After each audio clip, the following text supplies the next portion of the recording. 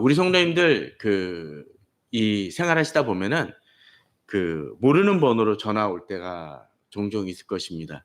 보이스피싱 같이 아주 노골적으로 이렇게 범죄를 하거나 우리를 공격하거나 또는 유혹하는 그런 것들도 있습니다. 불법은 아니지만 또 그런 것들이 있는 것 같아요. 전화 오다 보면 사장님, 대부분 그러죠. 사장님, 좋은 땅이 있어서 투자처가 있어서 소개해 드립니다라고 얘기를 합니다. 저는 거기에 대해서 고민하지 않습니다. 왜냐하면 투자할 돈이 없기 때문에 바로 그냥 끊습니다. 저 괜찮습니다 하고 말아버립니다. 근데 그럼에도 불구하고 계속적으로 집요하게 물고 늘어지는 분들도 종종 있곤 합니다. 아니 이건 너무 좋은 기회라서 라고 이야기를 하죠. 근데 그러다 보면 어떤 때 그것에 속는 사람들도 있을 것 같습니다. 아니 그렇게 전화 오는 것이 아니라 할지라도 예를 들자면 우리가 어떤 집을 산다거나 또는 어떤 가게를 하려고 그 가게를 알아볼 때 우리는 사람들을 만납니다. 그럼 부동산 중개하시는 분들이 대부분 뭐라 그러나요? 아주 정직한 분들도 있지만 무조건 좋다고 하는 분들이 있습니다. 그런 이유 중에 하나는 정말로 좋기 때문에 얘기하시는 분들도 있겠지만 또 어떤 경우가 있을까요? 누군가 이 팔거나 해달라는 분의 어떤 수수료 때문에 이거를 어떻게든 넘기려고 하는 분들도 있을 것입니다. 또 어떤 건물을 사려고 딱 했었는데 다 좋은 것 같은데 뭔가 문제가 있는 경우들이 있죠. 집이 부실하거나 또는 불법 건축물이거나 또는 어떤 제약적인 조건이 있어서 내가 하기에는 적당치 않을 수가 있을 수 있을 것입니다. 앞서 얘기 드렸던 것처럼 내가 사는 집에 들어가려고 했었을 때 집이 크랙이 많이 있거나 그냥 크랙이 있는 정도, 오래된 집은 크랙이 있을 수 있지만 크랙이 있는 정도가 아니라 어느 부분은 붕괴되어지거나 물이 새어진다라면 그런 집에 아무리 중개업자나 지금 살고 있는 사람이 정말 좋은 집이고 싸게 사는 것이라고 이야기를 한다 할지라도 어떤 건가요? 그거 집은 사면 안 되겠죠. 또 가끔 그런 경우도 있는 것 같습니다. 어느 집을 어느 사람이 딱 사고 등기부 등본까지 했는데 어떤가요? 그 집원하고 건물하고 이 토기도 대장에 드는 것이 다른 경우가 있습니다. 엉뚱한 곳을 계약한 경우도 있죠. 그럼 어떡하죠? 그 집은 내 소유가 아니게 되거나 분쟁의 소지가 있어서 아주 골치를 앓을 수 있습니다. 그러기에 우리는 어떤 세상에 어떤 집을 구하거나 그런 거 할 때 세밀하게 검토하고 문제는 없는지 꼼꼼히 따져봐야 됩니다. 그런데 아무리 좋은 집이라 할지라도 내가 평생 사는 것은 아니기 때문에 어떡합니까? 얼마 지나지 않으면 그 집도 내가 그냥 몇십 년 살다가 고민하는 문제에 지나지 않을 수 있습니다. 물론 그 집을 자손들에게 물려준다면 얘기가 또 달라지겠지만요. 근데 오늘은 바로 그 집 선택에 대한 것을 등장하고 있습니다. 오늘 제목에서 장막집에서 하늘집 바라보는 삶 살기라고 했는데 이것은 우리가 그리스도인으로서 이제 좀 더 다른 시각 속에서 우리가 어떤 것에 투자하며 또 그렇게 투자하기 위해서 우리 삶을 어떻게 바꿔가야 할지를 잘 보여주는 본문이라고 할 수 있을 것입니다. 1절을 한번 보도록 하겠습니다.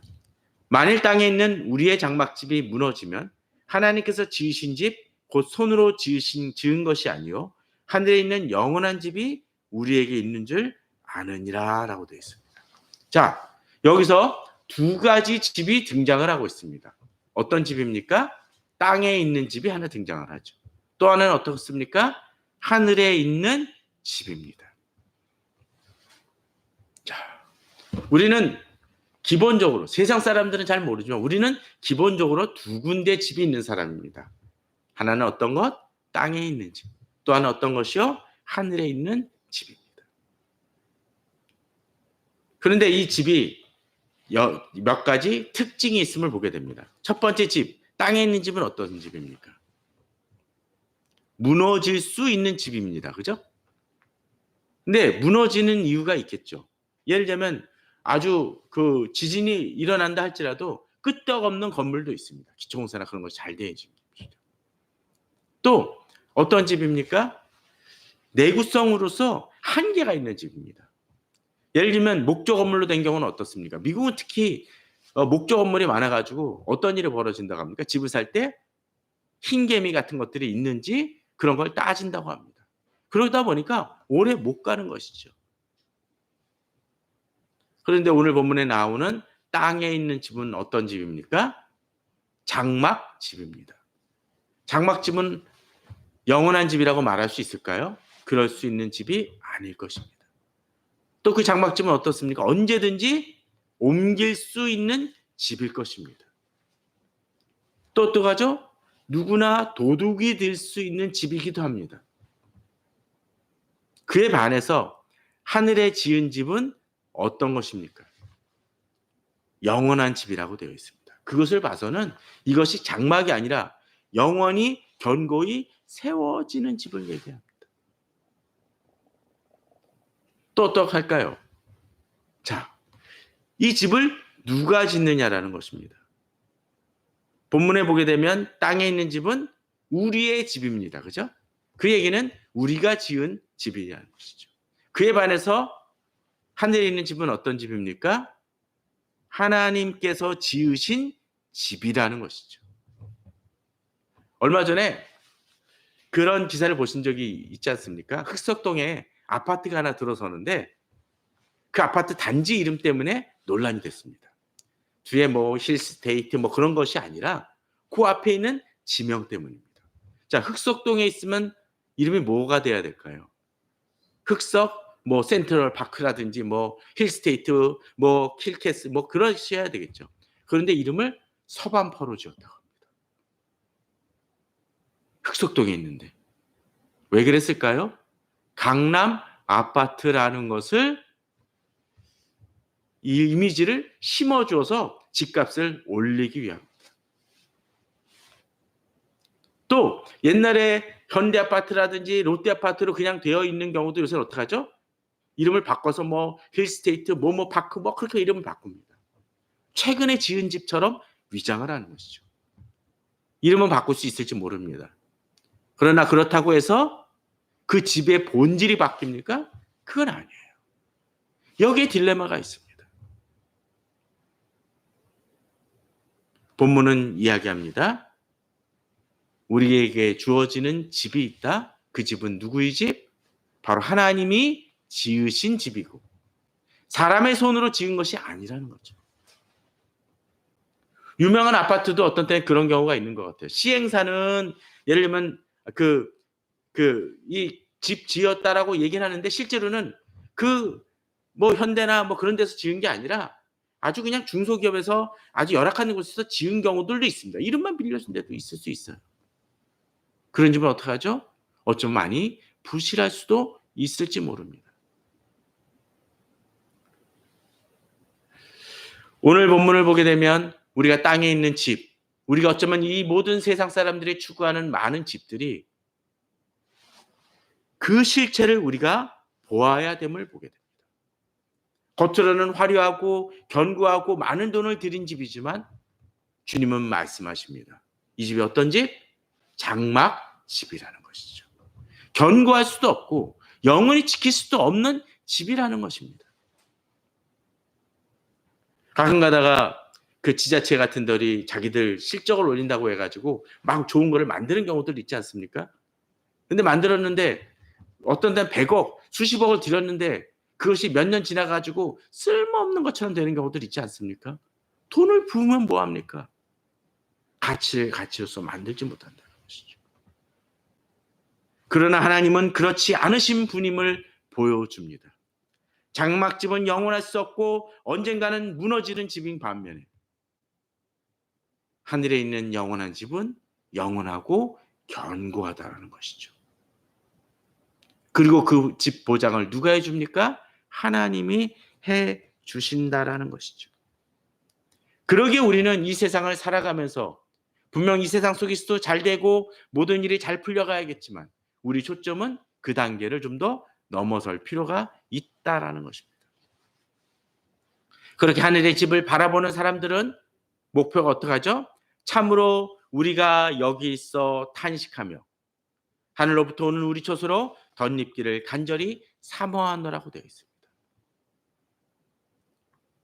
만약 어떤 사람이 이제 한 1 년이면 지나갈 집인데 1 년이면 지나갈 그 이사 갈 집인데 딴 곳으로 더 좋은 집으로 이사 가는데 그 집을 리모델링하고 막 그러는 사람이 있다고 하면 우리는 주변에서 뭐라고 그럴까요? 정신없는 사람, 문제 있는 사람이라고 얘기할 것입니다. 물론 돈이 너무 많아 가지고 주체를 못하는 사람이면 좀 이해가 가요. 근데 그것이 아님에도 그렇게 쓰는 사람들이 종종 있습니다. 전셋집, 월세집인데 엄청난 돈을 들이는 경우가 있습니다. 그런다고 해서 나한테 뭐 돈을 더 돌려줍니까? 그렇지 않잖아요. 우리는 그런 사람을 어리석다고 이야기하면서도 정작 하나님의 자녀로서 살아가는 우리들이 그 우선순위에 있어서 바라는 목표에 있어서 너무나 세상에만 집착하고 살아간다라면 정작 중요한 것을 놓칠 수 있다라는 겁니다. 그러게 바울은 이야기합니다. 참으로 우리가 여기 있어. 지금 어디 있습니까? 땅에 있는 장막의 집에 있지만 눈을 어디 두고 있습니까? 하늘에 있는 집. 바로 누구의 집? 우리 처소의 그 집을 바라보면서 이제 이 땅을 벗어나 하늘을 바라보며 나아가기를 소원하며 어떻게 해요? 그 집을 간절히 사모한다라고 되어 있습니다. 마치 새 아파트를 분양을 받으면 어떡합니까? 에이, 지금 좀 월세 살고 전세 살더라도 좀 불편하더라도 그날을 바라보자라고 생각을 하면서 참고 좀 불편함을 기다릴 것입니다. 차라리 그 집을 좀 더 깨끗하게 꾸미기 위해서 지금 가진 것들을 좀 사고 싶은 것도 미루는 경우들이 있을 수 있습니다. 장롱을 언제 살까요? 지금 집에서 1년 뒤면 이사 가는데 지금 장롱을 새로 바꿀까요? 아닐 거예요. 이사 가면서 망가질 수 있으니까. 당연히 그 집 가서 바꿔야죠. 투자를 거기에 해야죠. 바로 그것을 바울은 지금 본문 속에서 이야기하고 있는 것입니다.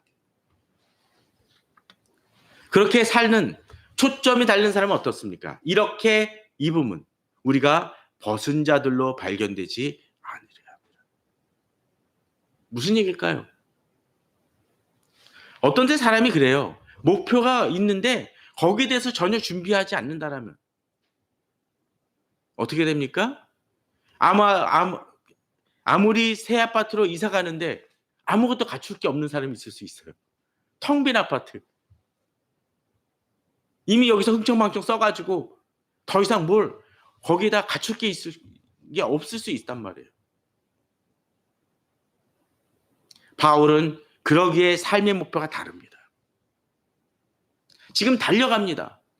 바울이 앞서서 뭐라고 그랬습니까? 고린도서에서 계속적으로 자기 신분이 아니라 그냥 사라지는 영광이 아니라 정말로 우리가 갖춰야 될 하나님의 영광을 갖춰 나가기 위해서 힘쓰고 노력해야 된다고 합니다. 주변 사람들이 뭘 하건 간에 그것을 의식하지 않고 나아갑니다. 그 이유는 무엇입니까? 바로 하늘에 있는 처소를 바라보기 때문에 사람의 시선이 아니라 하나님 앞에서 어떤 평가를 받을지를 고민하기 때문에 바울은 그 삶의 태도에 있어서도 다르다라는 거죠. 사람들은 당장의 것을 갖추려고 합니다. 그러나 바울은 그 이상을 바라보며 하늘나라에서 하나님이 자기에게 어떤 은혜와 상급을 주실 것을 바라보기 때문에 이 삶을 살아가는 방식이 다르다라는 것이죠. 진정 투자해야 될 곳에 투자할 필요가 있다라는 것입니다. 그러기에 바울은 또다시 이렇게 얘기합니다. 참으로 이 장막에 있는 우리가 짐진 것 같이 탄식하는 것은 벗고자 하며 오히려 덧입고자 함이니 죽을 것이 생명에 삼킨 바 되게 하려 합니다. 자, 여기서 중요한 포인트가 있습니다. 바울은 다시 이야기합니다. 지금 하늘에 있는 그 땅에 있는 집이 어떤 집이라고 그랬었죠? 장막집이라고 그랬었고 그 집은 무너지는 집이라고 되어 있습니다. 또 그에 반해서 하늘에 있는 집, 견고한 집, 하나님이 주신 집이 있습니다. 근데 문제는 지금 바울의 문제는 뭡니까? 지금 어디에 있어요? 바울은 하늘에 있는 집에 있는 것이 아니라 지금 땅에 있는 집에 속해 있습니다. 장막집에 있어요. 이게 무너질 걸 압니다. 그런데 우리들은 자주 그런다는 거죠. 장막에 있는 집이 견고하고 무너지지 않을 집처럼 살아갑니다. 그래서 여기서 모든 것을 갖추기 위해서 많은 것을 갖춥니다. 자꾸 사날라요. 뭔가 채워나갑니다. 여기서 평생 살 것처럼. 그런데 정작 그러다 보니까 하늘의 집을 채워나가는 것을 거기에는 투자하지 않음으로 인해서 정작 하늘에 가면 어떻게 해요? 벌거벗은 몸. 그래서 예전에 어느 분이 그런 얘기를 했습니다. 고린도서에 보면 또 그런 장면이 있잖아요. 뭐죠? 우리의 공력을 불로 심판한다는 얘기가 있습니다. 그 유명한 아기 돼지 3마리 얘기. 뭐죠? 풀로 지은 집, 그 다음에 나무로 지은 집, 그리고 또 뭐죠? 벽돌로 지은 집. 근데 마치 토네이도가 확 불어가면 어떻게 되죠? 풀로 지은 집 날아가 버립니다. 나무로 지은 집도 날아가 버리죠. 벽돌 집은 견고히 버팁니다. 우리들의 모습이 그런 거 아니냐라는 거죠. 곧 상실될 수 있는 것에 매어 달리는 거 아니냐라는 거죠. 근데 바울은 투자할 곳에 투자합니다. 최근에 이 시대가 점점 악해지니까 그런 게 나오는 것 같아요. 이 말세에 대한 얘기들이 많이 등장을 합니다. 뭐 핵이 아니라 그 위성이 떨어져서 이제 위성이 떨어지면 유성 행성이죠. 행성 같은 것이 유성 같은 것이 떨어져서 지구가 멸망할 것을 소재로 한 그 영화나 드라마들이 많이 등장하는 걸 보게 됩니다. 근데 그런 것을 보게 되면 예전에는 바로 떨어지면 이제 이걸 어떻게 대처하냐 거기에만 집착하는데 이제는 400일 뒤에 뭐 100일 뒤에 곧 떨어질 상황 속에서 사람들이 어떤 반응을 보이느냐라는 것을 이야기합니다. 일본 어느 소설가도 그런 얘기를 했어요. 바로 그 최근에 어느 드라마의 원작인데 왜 그런 얘기를 해요. 처음에는 사람들이 혼란이 온다는 거예요. 그런데 좀 지나고 나면 그냥 평범한 일상을 살아간다고 합니다. 그럴 수 있을 것 같아요. 왜냐하면 그때는 당장 위기라고 생각을 했지만 그다음부터는 아니라는 거예요. 그냥 이제 남은 기간이니까 그거에 적응하며 살아간다는 거죠. 근데 그리스도인의 모습이 좀 그런 것 같아요. 종말에 대해서 이야기하면 처음엔 놀라지만 그다음부터 어떻게 합니까? 종말이 다가오고 말건 하나님의 나라가 임한다고 매번 이야기하지만 그거와 상관없이 그냥 내 일상에 젖어 산다는 것이죠. 그러다 보면 정작 준비해야 될 것을 준비하지 못하고 살아가는 사람들이 있다는 거죠. 그러나 목표의식이 분명한 사람들은 그 하늘 나라를 바라보면서 준비하며 나아갑니다. 그런데 이러한 것들을 행하는데 내가 아무리 노력해도 내 힘만으로는 안 된다라는 거예요. 우린 자주 잊어먹고 실패하고 넘어집니다. 또 지치기도 합니다. 그래서 누가 필요합니까?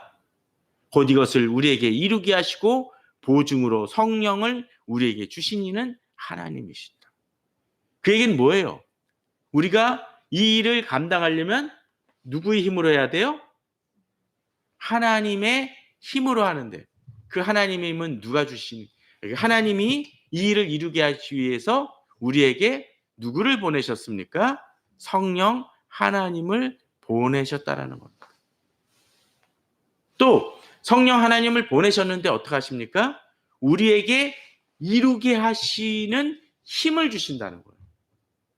또 그리고 우리가 이루어 나갈 때 어떤 일이 벌어집니까? 그 일을 내가 제대로 했다라는 것을 확증을 누가 시켜줘요? 바로 성령께서 해 주신다는 거죠. 바로 그런 믿음이 우리에게 있어야 됩니다. 우리는 쉽게 지치고 넘어집니다. 내가 가는 길이 정말 맞나? 라는 생각이 들 수도 있을지 모릅니다.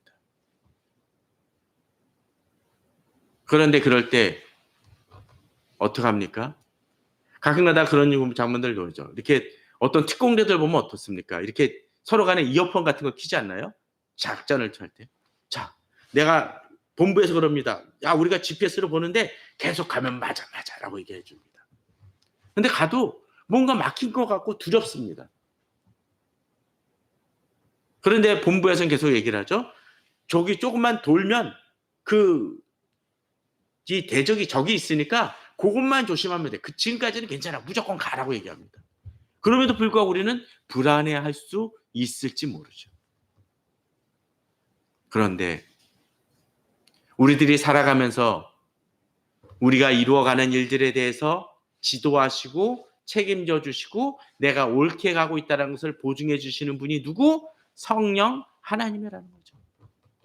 자, 문제는 어떻게 해야 될까요? 이 주파수를 잘 맞추는 작업입니다.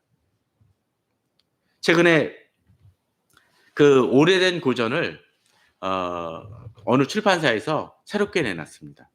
로렌스 형제라는 분이 쓴 하나님의 임재 연습이라는 책입니다. 무척 오래됐어요. 제가 정확히 연도가 기억이 안 나는데 1600년도인가라는 그 정도에서 나왔습니다. 근데 그 책이 계속 번역이 되어져 나와요. 이 출판사 대표 되시는 분이 책을 새롭게 내놓긴 했는데 고민이 많습니다. 왜냐하면 이거 하도 고전이라서 사람들이 읽을까? 근데 이제 저도 그 책을 읽어봤는데 참 좋더라고요. 영성에 관한 부분들 깊이 있는 얘기들이 등장을 합니다. 결국 인재 연습이라고 했지만 그것이 연습기나 훈련을 통해서 되어지는 것이 아니라 결국 관계의 문제임을 그 책은 보여줍니다. 그런 것 같아요. 무조건 내가 혼자 연습한다고 해서 됩니까? 연습은 했는데 엉뚱한 걸 연습을 해요. 교본하고 다르게 얘기합니다. 그럼 이게 되겠습니까? 안 되죠. 계속적으로 코치를 받고 인도함을 받아야 됩니다. 그것을 누가? 성령 하나님이라는 거죠. 바로 성령 하나님께서 나를 인도해 주신다는 것을 믿고 그렇게 믿음으로 나아가며 우리 자신을 수정해 나아가야 됩니다. 그러게 우리는 계속적으로 주파수를 맞춰 나가야 됩니다. 앞서 어떤 특공대가 어떤 일을 처리해 나갈 때 나만 엉뚱한 주파수를 맞추면 어떡합니까? 결국 나는 엉뚱한 지도를 받게 되죠. 가끔 그런 드라마나 영화 보면 어떡하죠? 이 주파수가 틀려가지고 대적이 나한테 연락할 때가 있습니다. 어쩌면 우리 그리스도인들이 그런 것 같아요. 세상의 주파수를 맞춰서 세상의 그 흐름을 받으면서 신앙생활을 하려고 합니다. 예수 그리스도를 제대로 믿지도 않는 어느 철학자의 성경 강의를 듣습니다. 저는 그래서 그것에 대해서 열심히 듣고 있다고 어느 분은 얘기를 합니다. 저한테. 교회는 요새 안 나가고 있지만 이 성경 공부를 시작했습니다라고 얘기하는데 그런 어떤 무신론자인 어떤 분의 성경 강의를 들으면서 자기는 잘하고 있다고 착각을 합니다. 그래도 아주 않는 것보다 그래서 좀 낫다 싶어가지고 제가 아직은 유보하면서 기다립니다. 답답하죠. 어떤 때 말씀을 제대로 가르치지 않냐는 문제 있는 목사님의 얘기를 설교를 들으면서 자신은 설교를 잘 듣고 있다고 얘기하시는 분들도 있어요. 또 잘못된 신앙 서적을 읽으면서 이거 기독교 출판사에 나온 거 아니냐, 기독교 서점에서 파는 거 아니냐라고 얘기합니다. 뭐가 문제입니까? 주파수가 틀렸다라는 거예요. 잘못된 주파수를 맞추면 문제는 해결이 되지 않습니다. 카드키로 문 열 때 어떻게 하나요? 이 디지털 그 키 제대로 된 번호를 눌러야 문이 열리지 않습니까? 잘못된 번호 누르면서 왜 하나님 내게 응답하시지 않느냐라고 이야기한다라면 우리는 실패할 수밖에 없다라는 것이죠. 그러기 위해서 우리가 기도가 필요하고 말씀 묵상이 필요한 이유가 그것입니다. 매일 성경을 가지고 계속적으로 말씀을 묵상해야 될 이유도 거기에 있다는 것이죠. 그러나 이제 하나님 안에서 더욱더 믿음으로 나아가는 사람들은 7절에서처럼 우리가 믿음으로 행하고 보는 것으로 행하지 아니하라고 되어 있습니다. 앞서 어떤 특공대가 나아갈 때 당장은 뭔가 길이 보이지 않는 것 같지만 어떻게 해요? 내게 말씀하시는 그 주님의 음성을 듣고 믿음으로 나아갑니다.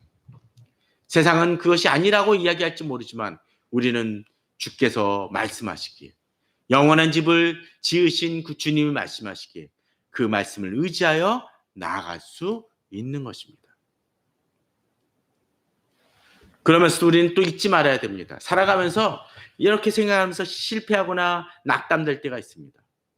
근데 우리는 어떻게 해요?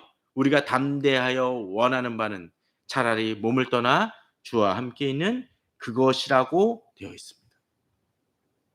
여기서 초점이 다시 무엇입니까? 장막에 있는 집, 땅에 있는 장막의 집에 지금 내가 거하긴 하지만 우리가 바라는 것이 어디?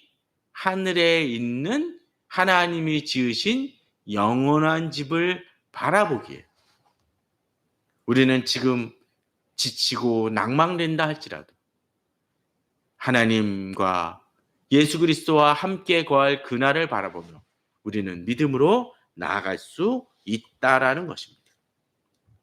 자, 이제 9절 10절을 바라봅시다. 그런즉 우리는 몸으로 있든지 떠나 있든지 주를 기쁘시게 하는 자가 되기를 힘쓰노라. 그러게 우리는 땅에 있건 간에 또는 상황이 어떠건 간에 어떻게 우리 목표는 주를 기쁘시게 하는 자. 왜?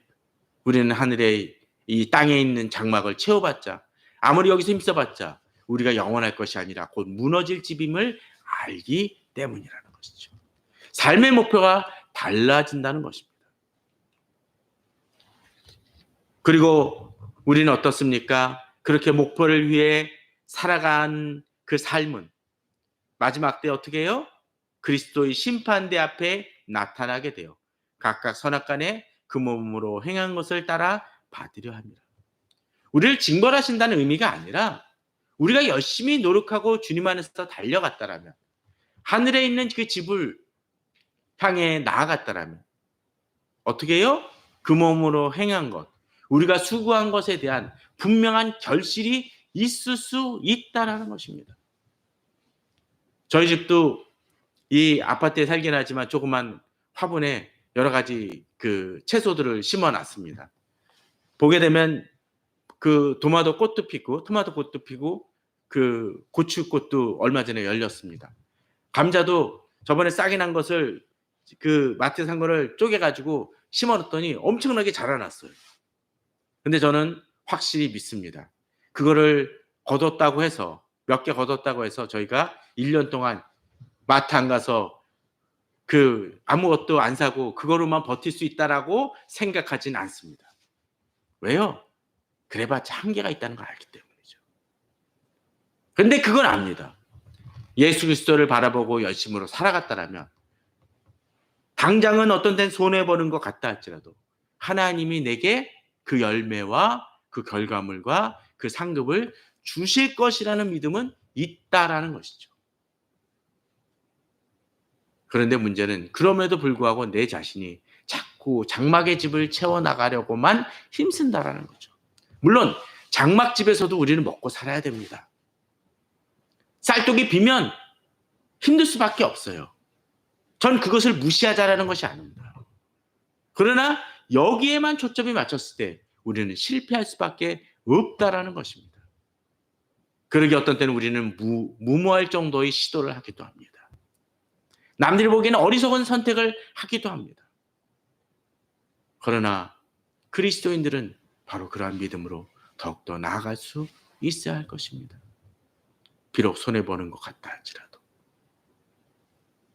얼마 전 저희 교회가 후원하는 그 선교사님이 오셔가지고 저쪽 그 삼각지에 있는 음식점에서 밥을 먹었습니다. 요새는 용리단길이라고 해서 막 거기에 다 떴어요. 막 그 밥값보다 비싼 막 차값과 빵값이 막 그런 데가 널린 곳인데 거기는 가게 이름만도 풍성한 만나라고 돼 있어요. 그것만 봐도 벌써 느낌이 오지 않습니까? 아마도 저기 여의도에 있는 모 교회를 다니시는 분 같습니다. 그냥 짐작은 그래요. 붙여놓은 글귀들을 보면. 그런데 여기는 그게 있습니다. 제육볶음도 팔고 생삼겹도 파는데 한 가지 안 파는 게 있습니다. 뭘까요? 술을 팔지 않습니다. 독특해요. 그거로 인한 매출이 상당할 것임에도 불구하고 그걸 포기하지 않습니다.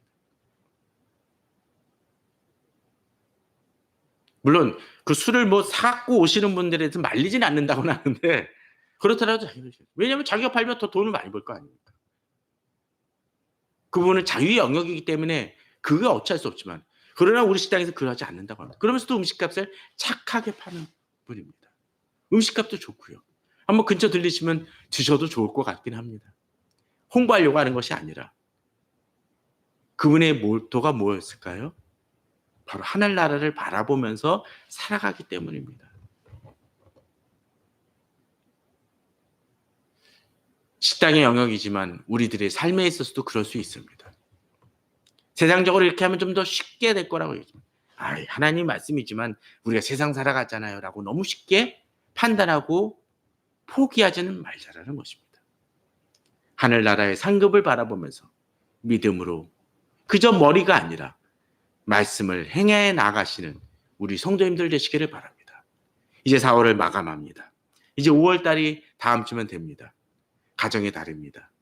가정의 기초를 하나님의 말씀으로 채워나가시고 그것을 행하시는 복된 가정들 되시기를 주님의 이름으로 축원합니다. 다 같이 기도하시겠습니다.